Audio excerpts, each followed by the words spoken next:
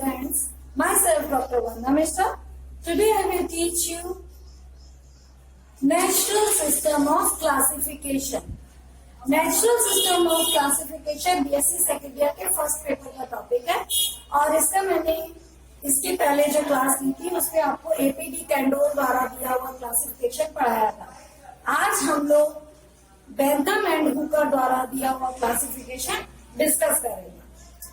तो APD candour के ही student थे जॉर्ज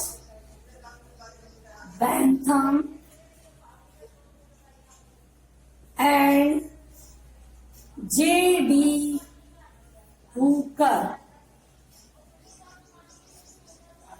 तो ये जो दो लोग थे George Bentham and J.D. Hooker, इनकी डेट ऑफ बर्थ थी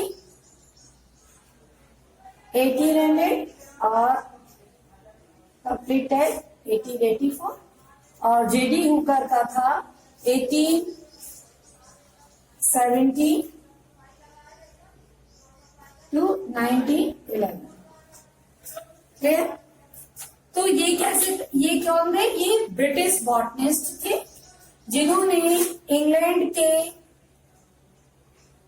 जो रॉयल बॉटनिकल गार्डन की में उपस्थित है, सिचुएटेड है आप कह सकते हो, वहां पर अपनी स्टडी की। वहां पर जो प्लांट्स पाए जाते थे उन पर इन्होंने स्टडी की, जॉर्ज बेंथम एंड हुकर ने।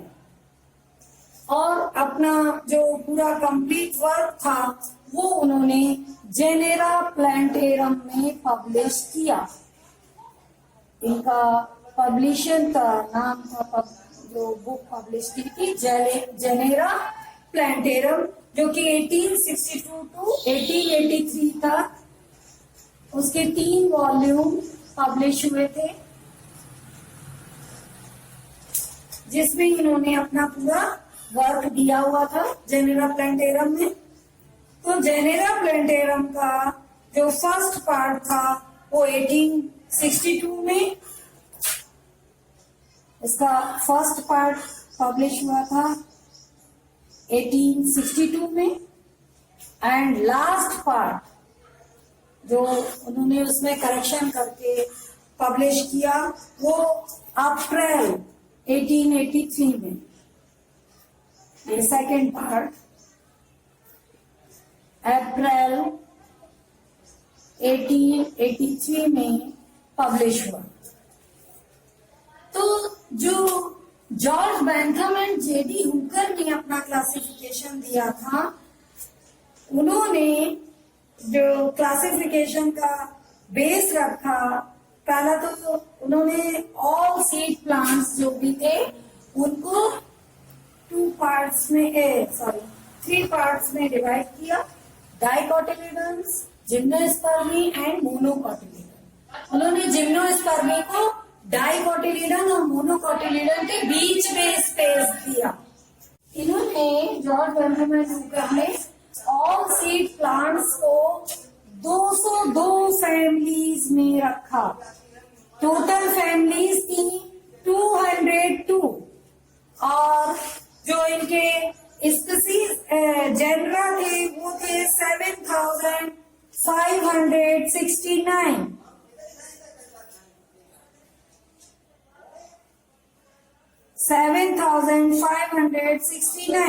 and species approximately 97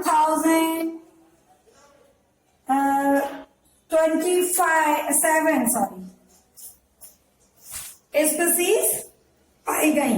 इनका जो वो था जो इन्होंने क्लासिफिकेशन दिया उसमें 97,205 स्पीसीज पाई गई। क्लियर? अब मैं आपको इनका आउटलाइन क्लासिफिकेशन बताऊंगी। जो George Bentham and H.D. Hooker थे, जिनका क्लासिफिकेशन जो उन्होंने दिया था नेचुरल सिस्टम के अकॉर्डिंग, तो उनको बेंथम एंड हुकर के क्लासिफिकेशन के नाम से भी एग्जाम में आता है। तो इन्होंने ऑल सीड प्लांट्स, जितने भी सीड प्लांट्स थे, तो उनको फेनेरो गेम्स भी कहा जाता है सीड प्लांट्स को। तो बेंथम एंड हुकर ने उनको फेनेरो गेम्स नाम दिया और फेनेरो गेम्स को 3 ग्रुप में डिवाइड किया।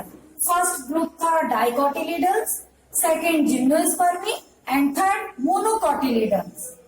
तो जो डाइकोटिलीडन्स है उसको भी उन्होंने 3 सब ग्रुप में डिवाइड किया। अच्छा, डाइकोटिलीडन्स में 3 प्लांट्स को रखा जिनमें वेस्कुलर बंडल एक रिंग में प्रेजेंट थे और जिनमें कोटिलीडन्स मीन्स बीज पत्र की संख्या 2 थी। इसके अलावा डाइकोटिलीडन्स प्लांट्स की पहचान एक और होती है कि उनकी जो लीव्स होती हैं उनमें रेटिकुलेट वेनेशन पाया जाता है, मीन्स जालिकावत सिरा विन्यास पाया जाता है। और डाइकोटिलीडन्स को उन्होंने 3 सब ग्रुप में डिवाइड किया, पॉलीपिटेली, गैमोपिटेली एंड मोनोक्लेमाइडी। तो पॉलीपिटेली में क्या था, पेटल्स फ्री थे। ऐसे प्लांट्स को रखा, फ्लावरिंग प्लांट्स को, डाइकोटिलीडन्स वाले जिनमें पेटल्स फ्री थे। और गैमोपिटेली में उन्होंने जिनकी पेटल्स फ्यूज्ड थे, फ्यूज्ड मीन्स जुड़े हुए। और मोनोक्लेमाइडी में जो था वो इनकम्प्लीट ही था, मीन्स या तो कैलिक्स का मतलब पेरियंथ का आप कह सकते हैं सिंगल रोल प्रेजेंट था। इसके बाद सेकेंड उन्होंने ग्रुप बनाया जिम्नोस्पर्मी। जिम्नोस्पर्मी भी फेनेरो गेम्स प्लांट्स हैं, बट इनमें ओवरी नहीं पाई जाती, इनमें नेकेड सीड्स होते हैं। इसीलिए जिम्नोस्पर्म का एक और नाम है फेनेरो गेम्स विदाउट ओवरी। आपने फर्स्ट ईयर में भी पढ़ा होगा। थर्ड ग्रुप है आपका मोनोकोटिलीडन्स। तो मोनोकोटिलीडन्स नाम से ही क्लियर हो रहा है, मोनो मीन्स सिंगल, यानी सिंगल कोटिलीडन जब पाया जाता है उन प्लांट्स को मोनोकोटिलीडन कहा जाता है। उसके अलावा अगर उनका टीएस काटे स्टेम या रूट का तो उसमें जो वेस्कुलर बंडल है वो बिखरे हुए पाए जाएंगे स्कैटर्ड फॉर्म में। और तीसरा, इनकी लीव्स में जो वेनेशन होता है वो पैरेलल वेनेशन होता है। सपोज करिए डाइकोटिलीडन्स में इस तरह की लीफ है तो ये कहलाता है जालिकावत। और जबकि आपकी जैसे केले वगैरह में भी रहता है इस तरह, केले वगैरह सॉरी जो भी आपको ग्रासेस मिले कुछ, उनमें इस तरह का सिरा विन्यास होता है, यानी मिड वेन के पैरेलल ही वेनेशन होता है। तो इस तरह का वेनेशन पैरेलल वेनेशन कहलाता है।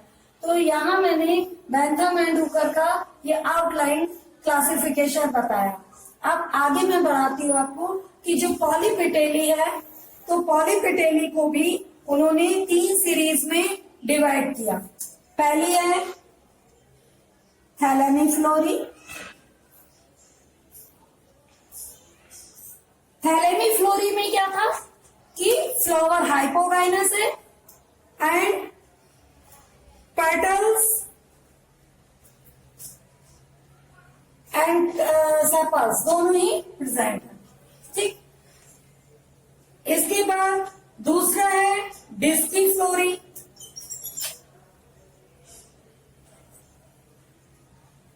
जिसमें नाम से ही क्लियर हो रहा है कि एक डिस्क लाइक स्ट्रक्चर जो है वो नेक्ट्रीज मतलब जो नेक्ट्रीज ग्लैंड होती है वहां पे एक डिस्क लाइक स्ट्रक्चर पाया जाएगा ओवरी के चारों। ठीक, फिर तीसरी है आपकी कैलिसिफ्लोरी।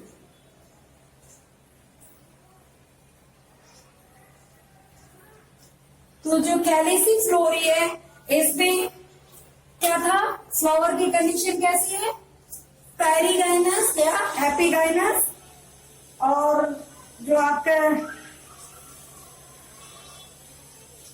वो फ्लावर की कंडीशन है उसमें पेटल्स और सेपल्स और आपका स्टेमेंस ये क्या होंगे, ओवरी इसमें इंफीरियर कंडीशन में, ठीक, यानी उसके ऊपर से ग्रो करेंगे।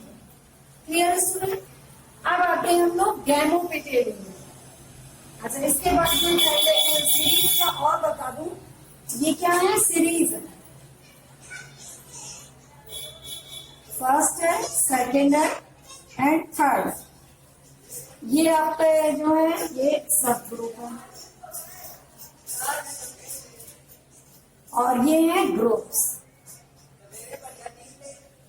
क्लियर?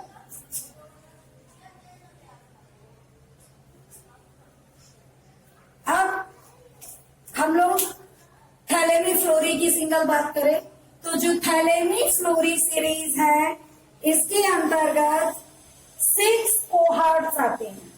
बैंथम एंड हुकर ने ऑर्डर को कोहार्ट्स कहा, तो इसमें कितने ऑर्डर्स आते हैं? 6 ऑर्डर्स यानी 6 कोहार्ट्स।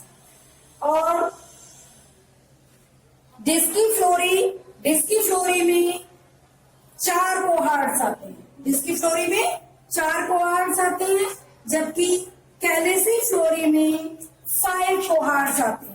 मैं ऐसा सिंपली लिख दूं अगर यहाँ तो ज्यादा बेस्ट रहेगा, आप नोट कर लेंगे। ठीक है, तो मैंने थैलेमी फ्लोरी में कितने बताए थे? 6 और डिस्की फ्लोरी में 4 एंड इसमें 5। तो अब आते हैं हम लोग गैमोपेटेली में। गैमोपेटेली में क्या थी? पहली है इनफेरी, दूसरा है सीरीज हेट्रोमेरी और तीसरी है बाइकार्पेलेटी।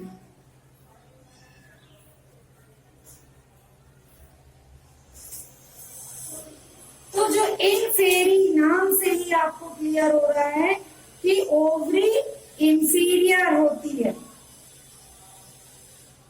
और हेट्रोमेरी में ओवरी सुपीरियर होती है। क्लियर? और इनफेरी में जो आपके ऑर्डर्स हैं यानी कोहार्ट्स हैं वो कितने हैं? 3। और हेट्रोमेरी में भी 3 कोहार्ट्स हैं, जबकि बाइकार्पेलेटी में कार्पल्स 2 होंगे, ओवरी सुपीरियर होगी और इसके अंतर्गत 4 कोहार्ट्स आते हैं। क्लियर? अब मोनोक्लेमाइडी में क्या था? पेटल्स एब्सेंट थे, इसमें पेटल्स एब्सेंट होते हैं। और मोनोक्लेमाइडी के अंतर्गत 8 सीरीज आती हैं। वो 8 सीरीज कौन कौन सी हैं? पहली है कर्व एम्ब्री,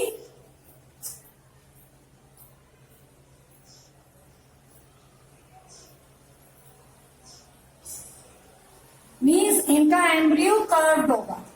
दूसरी है आपकी कर्व एम्ब्री में क्या कहते हैं, मैंने क्लियर ही किया कि एम्ब्रियो कर्व्ड होगा और एंडोस्पर्म राउंड होगा। दूसरी है मल्टी ओव्यूलेटी एक्टिविटी,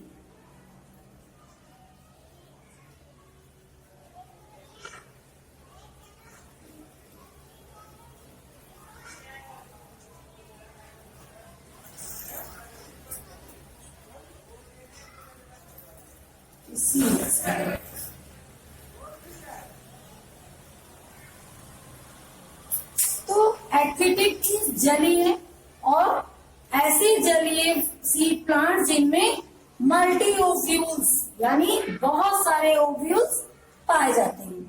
तीसरी थी इसकी सीरीज मल्टी ओव्यूलेटी टेरेस्ट्रिस,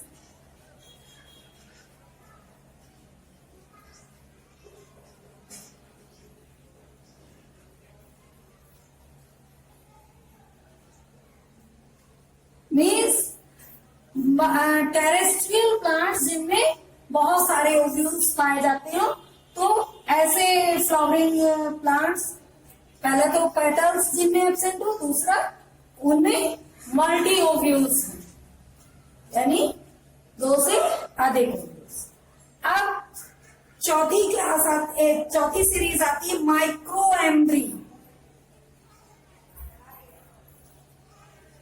माइक्रो एम्ब्री में क्या था?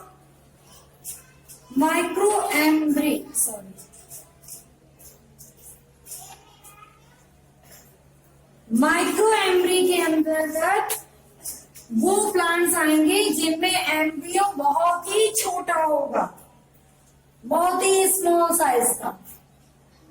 तो 4 तो ये हो गई, और 4 इसकी सीरीज और हैं, जैसे कि 5th है डैफोडिल्स, ये मुझे रफ करना पड़ेगा।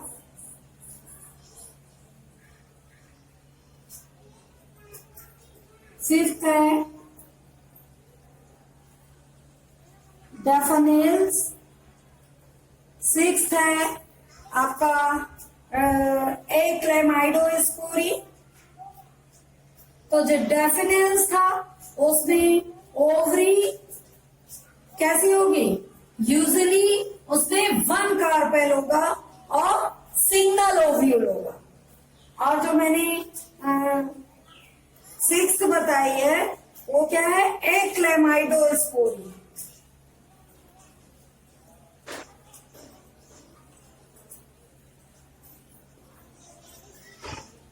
और क्लेमाइडोस्पोरी में क्या था, ओवरी यूजुअली इंफीरियर। ओवरी कैसी होगी, सामान्यतः इंफीरियर होगी और यूनिलोक्युलर होगी। इसके बाद है यूनिसेक्स फेल्स।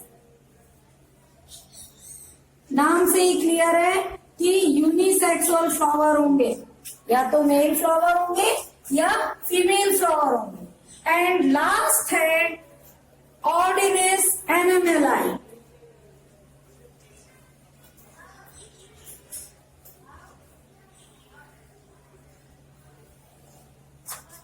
तो इस तरह से मोनोक्लेमाइडी की मैंने 8 सीरीज आपको बता दी। अब हम लोग जिम्नोस्पर्मी की बात करें तो मैंने अभी इसके पहले भी बताया था कि ये फेनेरोगेम्स विदाउट ओवरी प्लांट्स होते हैं।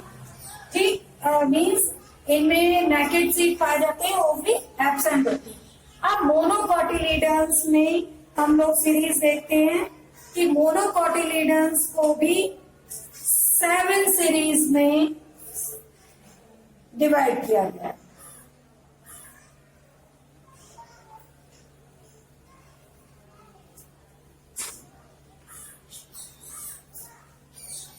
तो वो 7 सीरीज क्या है,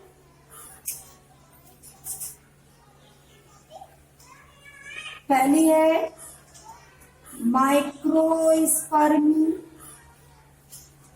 मीन्स पॉलन ग्रेन्स बहुत ही छोटे होंगे, ओवरी इंफीरियर होगी।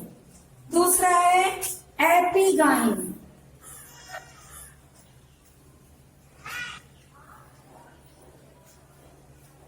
मीन्स फ्लावर एपिगाइनस कंडीशन का होगा, सीड्स लार्ज होंगे, ओवरी यूजुअली इंफीरियर होगी।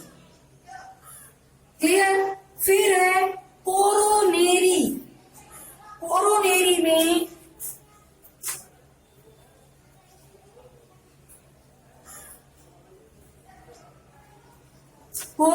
में क्या था, तीसरी सीरीज में कि पेरियंस प्रेजेंट था। ठीक, पेरियंस प्रेजेंट थे, कैसा पेरियंस पेटेलॉइड है और ओवरी सुपीरियर है। Clear student. तो माइक्रोस्पर्मी फर्स्ट हो गया, सेकेंड एपिगाइनी, थर्ड है कोरोनेरी। अब हम लोग 4th की बात करते हैं, तो 4th है कैलिसिनी।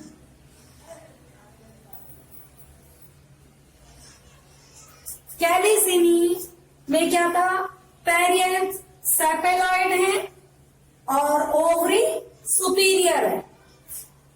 इसके बाद आती है न्यूडीफ्लोरी। न्यूडीफ्लोरी ये सब क्या है, सीरीज है, जो आप लोग भूल गए हो कि मैं क्या पढ़ा रही हूँ। सीरीज है किसकी, मोनोकोटिलीडन्स की सीरीज है। फर्स्ट है माइक्रोस्पर्मी, सेकेंड एपिगाइनी, थर्ड कोरोनेरी, 4th है कैलिसिनी, 5th है न्यूडीफ्लोरी, जिसमें पेरियंस मोस्टली लैकिंग होगा, मीन्स पेरियंस का मोस्टली अभाव होगा और ओवरी सुपीरियर होगी। इसके बाद आपकी आती है एपोकार्पी।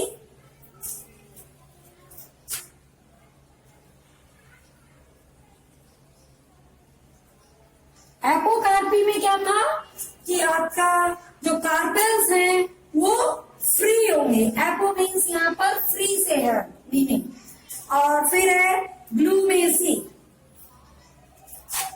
लास्ट है आपकी ग्लूमेसी,